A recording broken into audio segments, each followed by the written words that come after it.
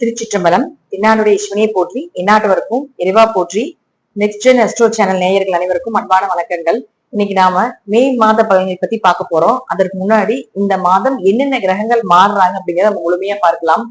First சூரியன், அவர் 15ஆம் தேதி வரை உச்சத்துல இருக்கிறார். இந்த மாதம் 15ஆம் தேதிக்கு மேல ரிஷப வீட்டுக்கு போகிறார். அடுத்து புதனை பொறுத்த வரைக்கும் பாத்தீங்கன்னா 14ஆம் தேதிக்கு மேல மேஷத்துல இருந்து ரிஷபத்துக்கு போகிறார்.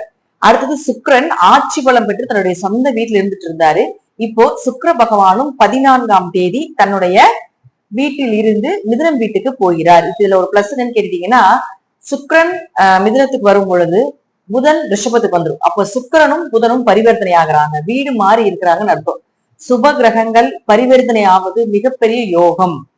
யாருக்கெல்லாம் சுக்கிரனும் புதனும் உங்க லக்னத்துக்கோ உங்க ராசிக்கோ யோகத்துல இருக்கார், நல்ல நிலையில இருக்கார் அப்படின்னா, இந்த மாதம் இந்த சுக்கிரனும் புதனும் பரிவர்த்தனை ஆவது உங்களுக்கு மிகப்பெரிய ஒரு ஜாக்பாட் ஆகவோ அல்லது உங்களுக்கு என்னென்ன தேவைகளோ அதெல்லாமே பூர்த்தி பண்ணக்கூடிய அமைப்பை நிச்சயமாக ஏற்படுத்தி கொடுக்கும் அப்படிங்கிற அமைப்புகளும் உண்டு.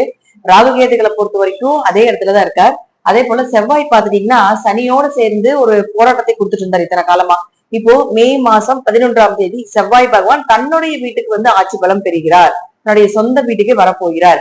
இப்போ ஒவ்வொரு ராசிக்கும் எப்படி இருக்கும், முழுமையாக இந்த கிரகங்களுடைய மாற்றங்கள் என்னென்ன செய்ய போகுது அப்படிங்கிறத நாம இந்த வீடியோல முழுமையா தெரிந்து கொள்ளலாம். மகர ராசிக்குண்டான மே மாத பலன்களை பத்தி பார்க்கலாம். மகர ராசியை பொறுத்த வரைக்கும் பாத்துட்டீங்கன்னா, இந்த மாதம் உங்களுடைய ராசி அதிபதி 3ஆம் வீட்டில் இருந்தாலும் 4ஆம் அதிபதியோட சேர்ந்து இருக்கிறார். அப்போ இதற்கு மேல 11ஆம் தேதிக்கு அந்த 4ஆம் அதிபதி 4ஆம் வீட்டுக்கே வராது. அப்ப வீடு மனை சொத்துக்கள் சார்ந்த விஷயங்கள் உங்களுக்கு சாதகமா வர்றது, வீட்டுல ஏதாவது ஒரு ரெனோவேஷன் ஒர்க் பண்றது, குடும்ப தேவைகளை பூர்த்தி பண்றது, சந்தோஷமா இருக்கக்கூடிய 4ஆம் இடங்கிறது மனசுங்க. மனசு நிம்மதியா இருக்க போது, மனசு சந்தோஷமா இருக்கக்கூடிய ஒரு காலகட்டங்கள். அவரே உங்களுக்கு லாபஸ்தானாதிபதியமாக இருக்கிறதால லாபங்கள் பெருகி வர்றது, உங்களுடைய ஆசைகள் உங்களுடைய கனவுகள் எல்லாமே நிறைவேறதுக்கு உண்டான வாய்ப்புகள். அதே போல பாத்துட்டீங்கன்னா உங்களுக்கு இடம் சார்ந்த விஷயங்கள், சொத்து சார்ந்த விஷயங்கள் ஏதாவது பிரச்சனைகள் போயிட்டு இருக்கு அப்படின்னா இந்த மாசம் அதை மூவ் பண்ணீங்கன்னா கண்டிப்பாக அது உங்களுக்கு நன்மைகளை கொடுக்கும், அது உங்களுக்கு சாதகமாக இருக்கும்.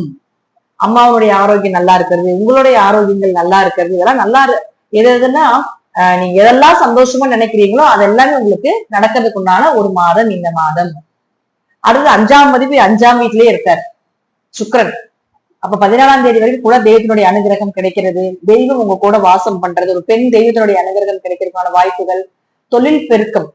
அவர் சுக்கிரன் 10 குடையவர் ஆகிறார் இல்லைங்களா, அதனால தொழில் பெருக்கம், தொழில நல்ல லாபங்கள் கிடைக்கிறது, குடும்பம் ஒத்துமையா இருக்கிறது, குடும்பத்துல இருந்து சண்டை சச்சரவுகள் பெருகிறது விலகிறது. அதே போல பாத்துட்டீங்கன்னா உங்களுக்கு 5ஆம் இடம் அதிர்ஷ்டம்னு சொல்லுவோம். அப்ப அந்த அதிர்ஷ்டம் பெருகிறதுக்கான வாய்ப்புகளும் உண்டு. 5ஆம் இடம்ங்கிறது சாதாரண விஷயங்கள் கிடையாதுங்க.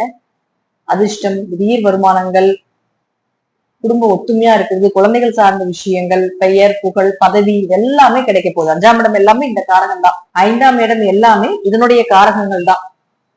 சுகபோகமா இருக்கக்கூடிய ஒரு அமைப்பு, லக்ஸரியா வாழக்கூடிய ஒரு அமைப்பு, புதிய பொருட்கள் எல்லாமே வீட்டுக்கு வாங்கி கொடுக்கறது, இதெல்லாம் சூப்பரா இருக்க போகுதுங்க.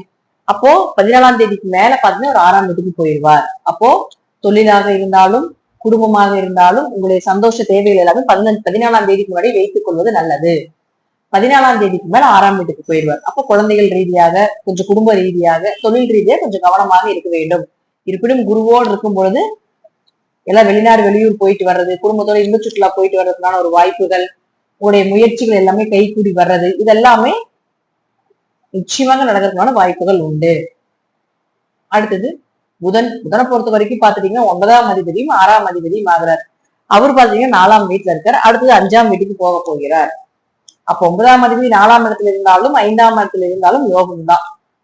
பூர்வீக சொத்துக்கள் கிடைக்கிறது, இடம் இந்த மாசம் நீங்க ஏதாவது டார்கெட் பண்ணணும்னு நினைச்சீங்கன்னா, அப்பா சொத்து பூர்வீக சொத்து ஏதாவது வரணும்னு நினைச்சீங்கன்னா அதை மட்டும் டார்கெட் பண்ணுங்க. அது நல்லா இருக்கு இந்த மாசம், அது ரீதியா உங்களுக்கு சக்சஸ் கிடைக்கும்.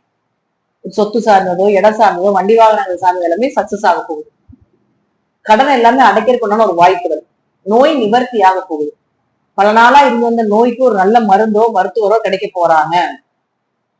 வேலையில இருந்து வந்த பிரச்சனைகள் எல்லாமே விலகமான வாய்ப்புகளும் உண்டு. வேலை ரீதியாக பல நபர்களை நீங்க சந்தித்தாலும் இந்த வரக்கூடிய, அதாவது இந்த காலகட்டங்கள் உங்களுக்கு அமையக்கூடிய வேலை நிம்மதியும் சந்தோஷத்தையும் நல்ல சேலரியும் கொடுக்கக்கூடிய ஒரு வேலை வாய்ப்புகளாக இருக்கும். சூரியனை பொறுத்தவரைக்கும் 8 குடையர் உச்சமாகிறார். இப்ப 8 கூட உச்சமான ஆயுள் பலம் தீர்க்கம், திடீர் வருமானங்கள். 8ஆம் இடங்கு திடீர் வருமானம் இல்லையா? திடீர் வருமானம், திடீர் பண வரவு இதெல்லாம் கிடைக்க போகுது. கண்டங்கள் விலகிறதுனால ஒரு வாய்ப்புகள். அப்ப அவரு 5ஆம் வீட்டுக்கு 8-5 தொடர்பு ஏற்படுதுன்னா ஷேர் மார்க்கெட், யூடியூப், MLM, சீட்டு போன்ற தொழிலும் உங்களுக்கு வருமானத்தை நன்றாக கொடுக்கும்.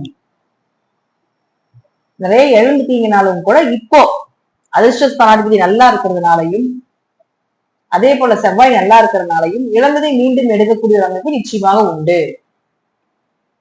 மகரத்தை பொறுத்த வரைக்கும் ஒரே ஒரு மைனஸ் என்னன்னு கேட்டீங்கன்னா, எல்லாமே 15ஆம் தேதி முன்னாடி இந்த வேலை சார்ந்த விஷயங்கள், சொத்து சார்ந்த விஷயங்கள் 15ஆம் தேதி முன்னாடி பேசிடுங்க.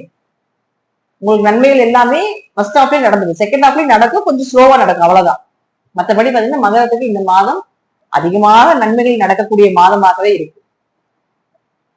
இது எல்லாமே உங்க ஜாதக ரீதியாகவும் தசாபுத்திகள் ரீதியாகவும் சொல்லக்கூடிய கருத்துக்கள் சிறிது மாறுபடலாம். நன்றி. இன்னும் ஒரு நல்ல பதிவை சந்திக்கலாம். திருச்சிற்றம்பலம், தில்லையம்பலம், ஸ்ரீ நரசிம்மருடைய சரணம்.